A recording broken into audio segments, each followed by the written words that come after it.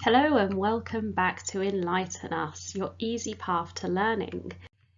You are joining us for lesson 4 and we are looking at the feminine, al-mu'annath. Now, for the feminine ism, there are 3 markers.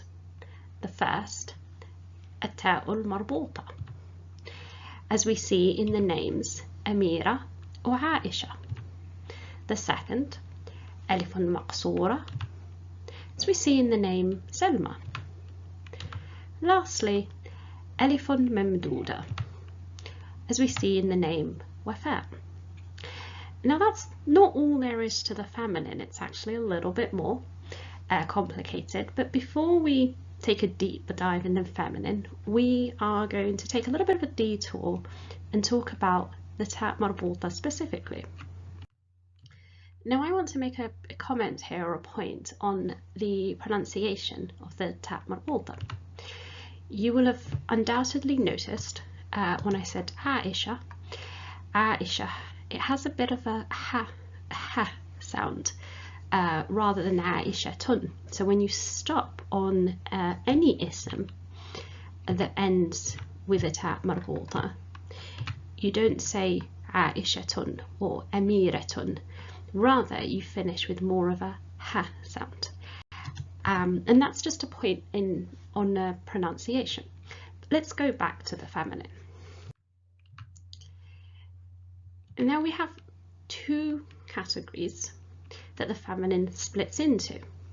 We have what's called haqiqi, that's literal or true, and these tend to be female beings, so a person or an animal. And we have the figurative, majazi, and these tend to be inanimate objects or concepts. You might come across another definition also. So when we're talking about the haqiqi, you might come across هو اسم دل على إنسان أو حيوان يلد أو يبيض. And essentially what that means is that it is an ism that pertains to a person or animal that gives birth or lays eggs even. On the figurative side, هو اسم دل على ما لا يلد ولا يبيض. So this is an ism that pertains to something that does not give birth or lay eggs. But let's have a look at some examples to understand this a little bit more. So we have a further sub-categorization of the feminine. So the feminine breaks down into phonetic and meaning. So what's known as ma'nawi and lafdi. Lafdi being phonetic, ma'nawi being meaning. And these are isms that are feminine in meaning and also bear the feminine marker.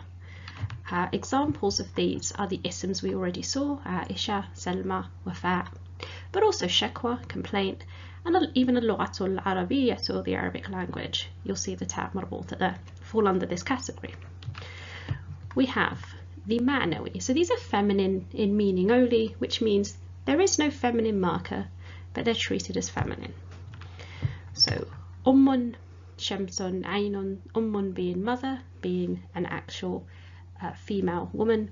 Shamsun belongs to a group of words that are grammatically treated as feminine, but there's not a specific reason for it. There's no feminine marker for it. Similarly with aynun, but we'll look at body parts specifically in a little bit more detail because they're quite interesting. And lastly, we have quite an interesting category, which is lafdi, so phonetic. These bear a feminine marker. And we've got the example here of Hamza, Usama, Ubaida, but for those of you that are called Hamza, Usama or Ubaida, or have relatives, fathers, brothers, cousins, you'll undoubtedly know that these are male relatives, or you yourself are a male. These are isms that bear the feminine marker, but are actually treated grammatically as masculine. So let's take a step back. So let's go back to our original categorization, the first layer of categorization, that's the haqiqi and the majazi, and bring together the 2 layers that we've learnt. So we have, for instance, Aisha. is Aisha haqiqi or majazi?